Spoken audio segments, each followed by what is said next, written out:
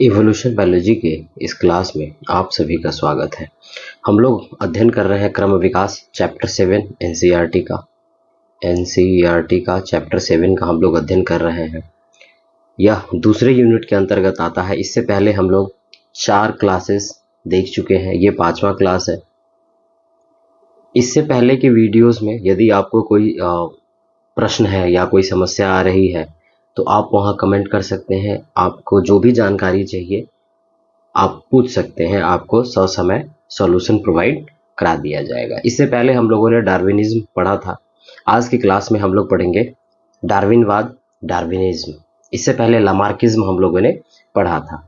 आज हम लोग पढ़ेंगे डार्विनवाद। ये क्रम विकास के सिद्धांत का दूसरा भाग है। पहले भाग में हम लोग लामार्कवाद पढ़े थे या लामार्किज्म पढ़े थे और दूसरे में है डार्विनवाद। हम लोग पढ़ेंगे डार्विनवाद। ये भी एक प्रकार का लॉन्ग क्वेश्चन बनता है या इसके जो पार्ट्स है वो 2 मार्क्स में पूछे जाते हैं बिहार बोर्ड के लिए, बीएससीबी में।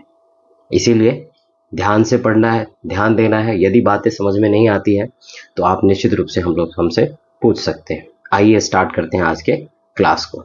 डार्विनवाद। चार्ल्स रोबर्ट डार्विन एक अंग्रेज प्रकृति वैज्ञानिक थे जिनका जन्म 12 फरवरी 1809 को हुआ था। इनका जन्म हुआ था 12 फरवरी 1809 ईस्वी में, चार्ल्स रोबर्ट डार्विन का। उन्होंने एडनबरा में चिकित्सा शास्त्र का अध्ययन किया, लेकिन उन्हें गिरजाघर में काम करने के लिए कैम्ब्रिज से स्नातक किया। एडनबरा से चिकित्सा शास्त्र का अध्ययन कर चुके थे, लेकिन गिरजाघर में चर्च में उन्हें काम करना था पादरी के रूप में, तो उन्हें कैम्ब्रिज से स्नातक करना पड़ा। उन्होंने संवेशन के लिए, रिसर्च के लिए HMS बीगल नामक जहाज पर संसार की यात्रा करने का मौका मिला। ये तभी संभव था जब ये किसी चर्च के पादरी थे। इसीलिए इन्होंने पहले कैम्ब्रिज से स्नातक किया, ऑनर्स किया, और ऑनर्स करने के बाद किसी गिरजाघर में उन्होंने काम शुरू किया। तब जाकर के इन्होंने संवेशन के लिए, रिसर्च के लिए SMS बीगल जहाज पर इनको संसार का दौरा करने का मौका मिला। सन 1831 से 1836 तक के यात्रा के दौरान इन्होंने जंतुओं एवं पौधे की विविधताओं का अध्ययन करने के लिए तथ्यों का संग्रह किया। जिस भी द्वीप समूह पे या जिस भी स्थान पे जहाज रुकता था वहां ये उतर करके वहां पर उपस्थित पौधे का या जंतुओं का अध्ययन करना प्रारंभ करते थे और उनसे जो संबंधित आंकड़े हैं उसका यह संग्रह किया करते थे।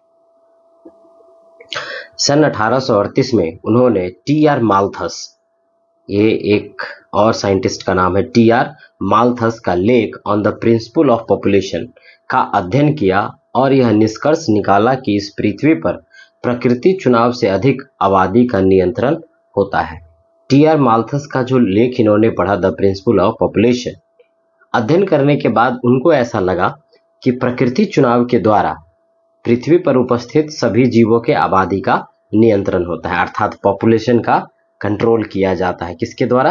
प्रकृति के द्वारा। और इसी विचार को उन्होंने अपनी एक पुस्तक में लिखा।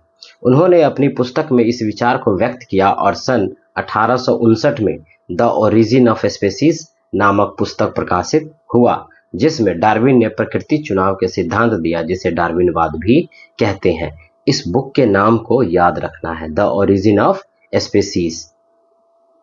1 नंबर में पूछ देता है, ऑब्जेक्टिव में ये रहता ही रहता है।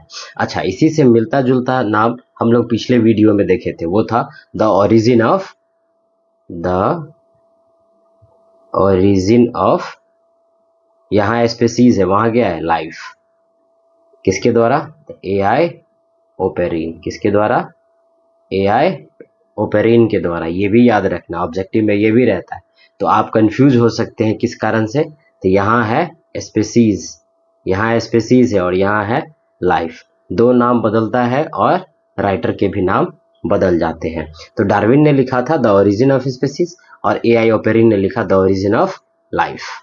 चलिए आगे बढ़ते हैं। डार्विनवाद या प्रकृति चुनाववाद के तथ्य निम्नलिखित हैं, जिसमें से पहला है विभिन्नता की सर्वव्यापकता। विभिन्नता की सर्वव्यापकता मतलब सभी जीवों में विभिन्नताएं, वेरिएशंस पाए जाते हैं। किसी विशेष जाति के 2 जीव समरूप नहीं होते हैं, उनमें विभिन्नताएं उपयोगी तथा कुछ अनुपयोगी होता है। एक जीव दूसरे जीव से बिल्कुल समान नहीं हो सकते हैं। इन जीवों के बीच में उपयोगी या अनुपयोगी विभिन्नताएं पाई जाती हैं। उपयोगी भिन्नता वाले जीव अस्तित्व संघर्ष में जीवित रहने के लिए आवश्यक होते हैं। जिनमें उपयोगी भिन्नता होती है या उपयोगी गुण होता है वो जीवित रहते हैं, और जिनमें उपयोगी गुण नहीं होता है उसे पृथ्वी के द्वारा ही नष्ट कर दिया जाता।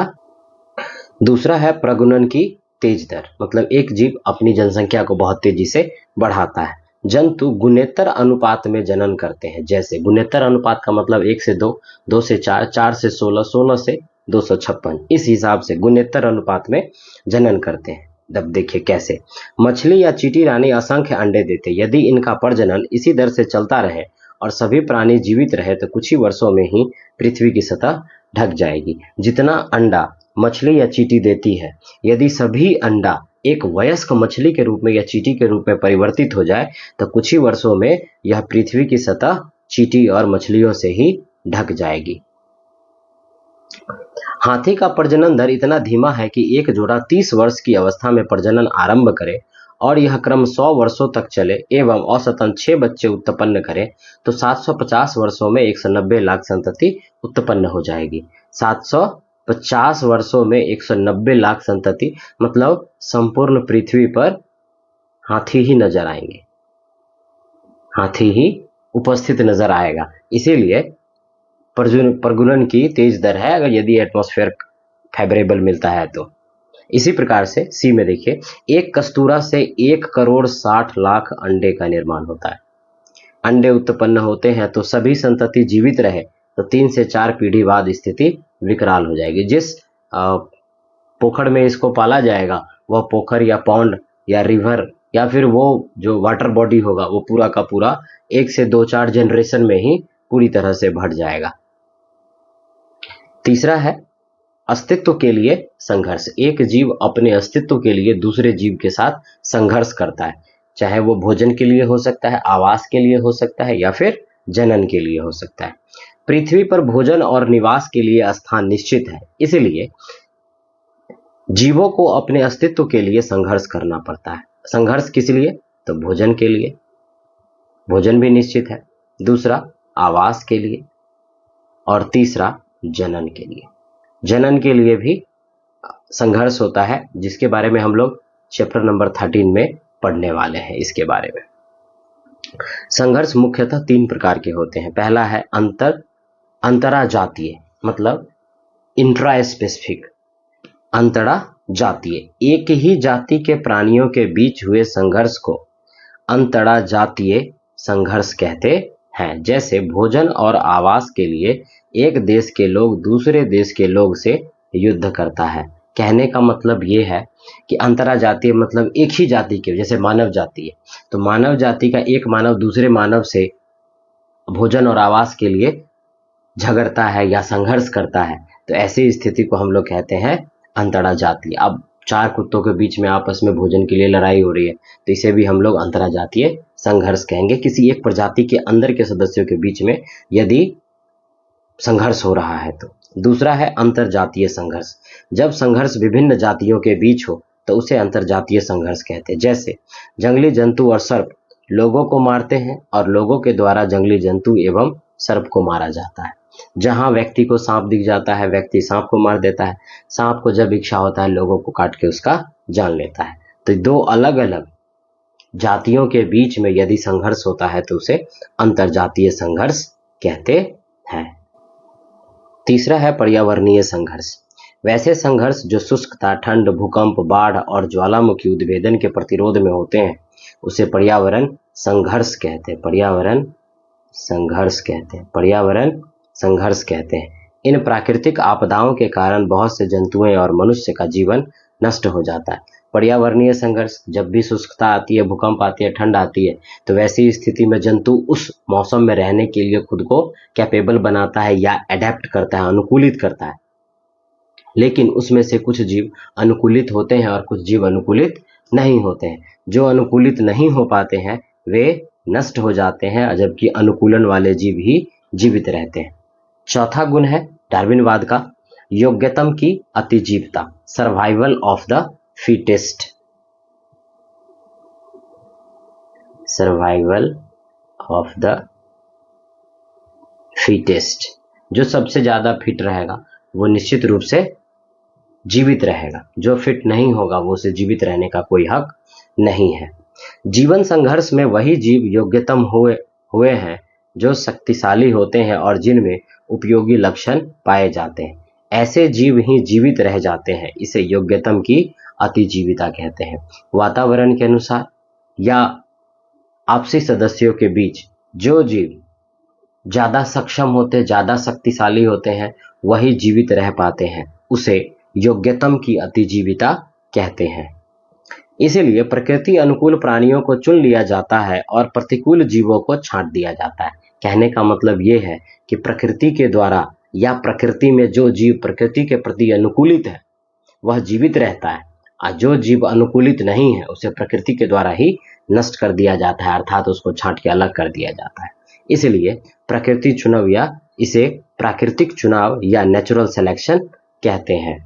जिन जीवों में अनुकूलन प्रकृति के सापेक्ष होता है, अर्थात प्रकृति में जीने के लिए आवश्यक अनुकूलन होता है, तो उसे प्रकृति के द्वारा चुन लिया जाता है, इसे प्राकृतिक चुनाव कहते हैं। जिन जीवों में जीवित रहने के लिए अनुकूलन नहीं पाए जाते हैं या उस वातावरण में वह जीने के सक्षम नहीं है, तो उसे प्रकृति के द्वारा ही नष्ट कर दिया जाता है। इसे नेचुरल सिलेक्शन या प्राकृतिकवाद कहा जाता है।